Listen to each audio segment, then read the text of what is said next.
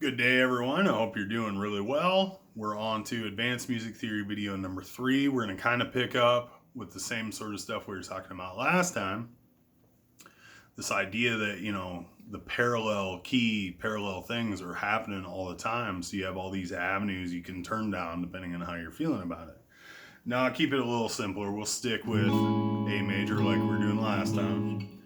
So there's your 1, your 4, your 5. Okay, but now what we're going to look at is you're going to start there.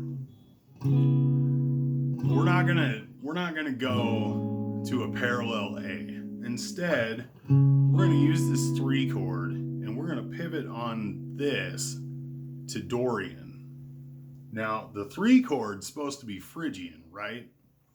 Supposed to be. Well, it's the same chord quality between here and here. So what we're going to do is when we get to that 3 chord, we're going to take a little journey in Dorian off of it. So then you'll have this chord.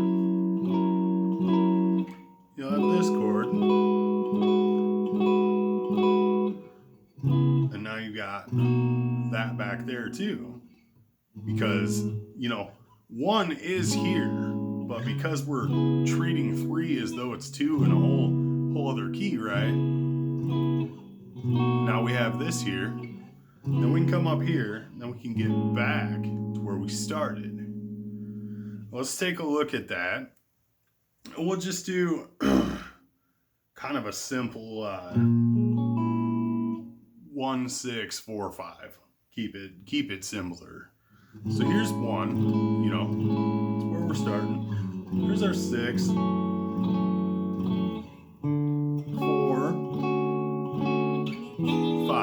so far, nothing weird, nothing to see here. Now we're going to go back to 1. We're going to go to 3. But now we're going to go as though we were in Dorian.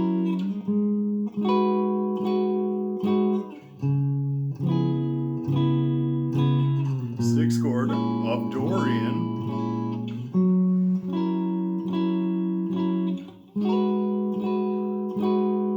Back to that. Now we're going to think of it as 3 again. We'll throw the old 7 in, get us back to 1 real nice and strong.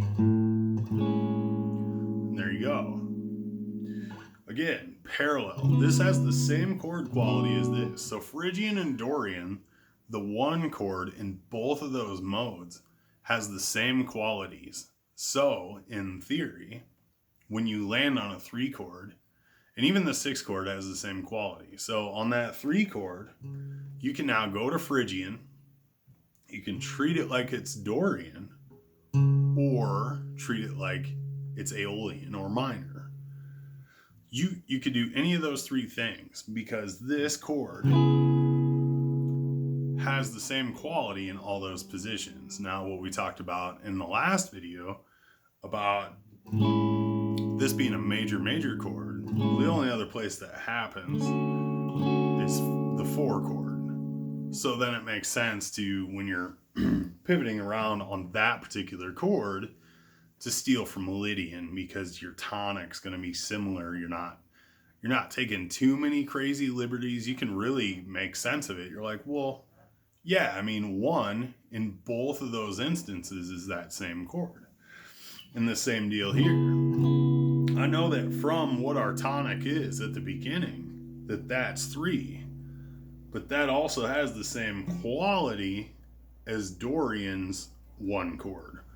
So instead of going to Phrygian, now you can go to Dorian off of the 3rd scale position. So now you've made like a bigger leap, bigger key change at least. Because, going from A to B Dorian, you didn't really do anything. The key change didn't happen at all. Same as if you go up to B Phrygian. The order your chords changed, the atmosphere will have changed, but the key will not have changed. But if you instead go, to C Dorian from here, Now you made this key change that's not normal. It's not fifth based at all. You did a whole step key change. So then you could keep doing that, do like a cyclical kind of like thing where you're doing this number, come back to that where you just switched to Dorian but treat it like it's 2 again, and now you can switch to B major off of A major. So you're making a whole step key change versus, you know, the circle of fifths key changes. Now you're really taking some liberties. So what we've discussed so far, because I kind of got off track, I think, I don't want to make this too confusing. In this case, what we're going to do is we're going to say that 3 chord, we're pivoting on the 3 chord into Dorian. Think of it that way for this example. And again, we'll cover more of these examples in more videos because they're fun. And it's cool, I think, as far as if you're digging into music theory, it's cool to think about that. Like, wow, you can take these really odd steps, and there are certain things you could do like in jazz where you actually just keep changing keys in a cyclical fashion like that, you know, where you're going up a whole step and you're on a new key and the new key and the new key until you're all the way back around to where you started. So yeah, that's advanced music theory video number 3.